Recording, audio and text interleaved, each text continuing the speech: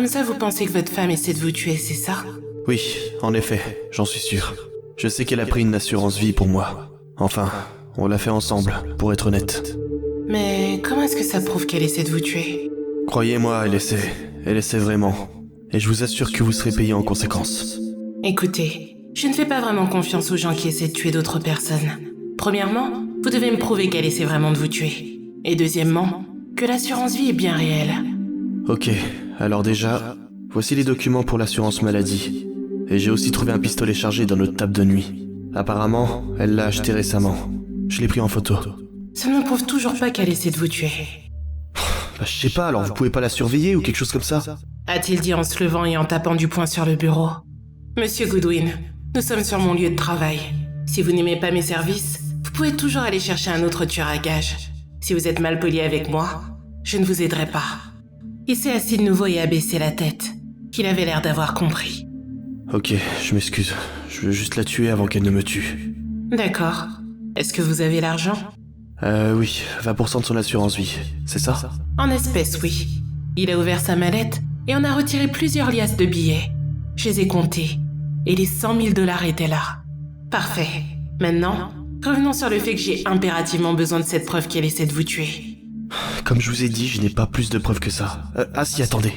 Il a sorti son téléphone et a commencé à chercher dans les messages qu'il avait envoyés à sa femme. Lisez-moi ça, c'est une preuve. Dans le message, il y avait écrit... Chérie, est-ce que tu veux aller dîner avec moi ce soir? Peut-être au La Labella sur la 5e rue aux alentours de 19h30. Ça t'irait?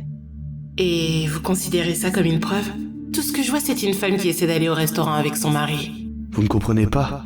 Elle m'invite jamais à manger. Je suis sûr qu'elle essaie juste de m'attirer dans ce restaurant. Vous attirer dans un restaurant alors que c'est un lieu public rempli de personnes? Je ne vois pas pourquoi elle essaierait de vous tuer là-bas. À part si bien sûr elle essaie de finir en prison. Je l'ai regardé en m'interrogeant sur ma propre stupidité. Peut-être que j'étais plus débile que lui. Mais bon, j'ai repris mes esprits pour en savoir un peu plus. Mais elle s'en fout, dans tous les cas elle encaisserait mon assurance maladie. J'ai pas l'impression que vous comprenez ce que je vous dis.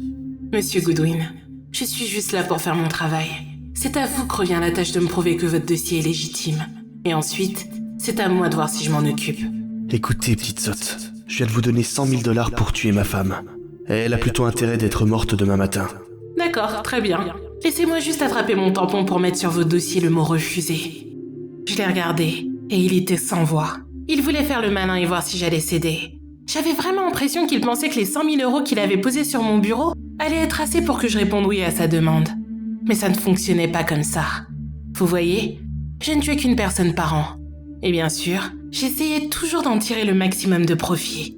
C'est à vous de voir. Je suis à 2 doigts de refuser votre dossier. Alors vous avez plutôt intérêt de...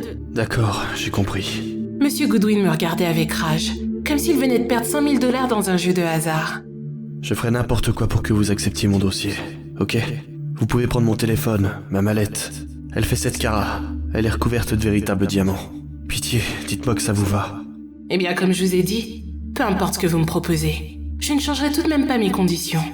Je vais passer à côté et vous laisser un peu de temps pour réfléchir. Je me suis levée de ma chaise et je suis sortie de la pièce en fermant la porte derrière moi. Je me suis approchée du bureau de Cheryl, ma secrétaire, et je lui ai demandé d'envoyer ce que j'avais dans la main à un de mes clients. Après environ 5 minutes, elle m'a indiqué que mon client avait répondu. Je suis retournée dans la pièce et j'ai regardé Monsieur Goodwin. Je lui ai tendu un verre de whisky et il m'a regardé déconcerté. Pourquoi est-ce que vous me donnez ça? C'est pour fêter le fait que j'accepte votre dossier. Je vois que vous êtes désespéré et j'ai décidé de faire une petite exception. Trincon. Sans réfléchir, il a attrapé le verre et l'a bu cul sec. J'ai fait de même. Ok, maintenant laissez-moi vous montrer quelque chose. J'ai sorti mon téléphone et je lui ai montré une photo que sa femme venait de m'envoyer. Dessus, on voyait que l'assurance vie de Monsieur Goodwin était de 1 million de $ et que j'allais en recevoir 25%, ce qui ferait un total de 250 000 $. On pouvait aussi voir un mot écrit à la main, disant que Monsieur Goodwin était mortellement allergique aux arachides. En dessous, il y avait une retranscription de la conversation que je venais d'avoir avec lui. Elle avait été préparée par ma secrétaire qui avait tout écouté à travers le téléphone. Une preuve irréfutable qu'il essayait de la tuer. Vous voyez, Monsieur Goodwin, c'est ce que j'appelle avoir une véritable preuve que quelqu'un essaie de vous tuer. Il a mis ses mains autour de son cou comme si ça allait l'aider à respirer. Mais non, il était en train de s'étouffer. Qu'est-ce que vous m'avez donné? J'ai juste versé du nectar pur de cacahuète à l'intérieur de votre verre. Piqûre allergie. Dans ma mallette. Ah oui, vous parlez de la mallette que vous m'avez donnée un peu plus tôt. Je suis désolée, mais désormais elle est à moi. Et je n'ai pas envie de passer sur l'argent de l'assurance vie que va toucher votre femme pour votre mort. C'est bien plus que les 100 000 $ que vous comptiez me donner. Il s'est écroulé sur le sol sans vie, juste à mes pieds. J'ai poussé sa main qui était tombée sur ma chaussure. Puis, je suis retournée m'asseoir à mon bureau. J'ai alors commencé à regarder la chevalière qu'il m'avait donnée plus tôt. Elle était trop grande pour moi, mais j'étais pratiquement sûre de pouvoir en tirer beaucoup d'argent. Au même moment, ma secrétaire est rentrée dans la pièce et m'a indiqué que Madame Goodwin venait de faire livrer devant la porte les 250 000 $ qu'elle avait promis. Merci beaucoup. Voici votre pourboire. Dépêchez-vous de nettoyer tout ça, s'il vous plaît, lui ai-je dit en lui balançant une des liasses.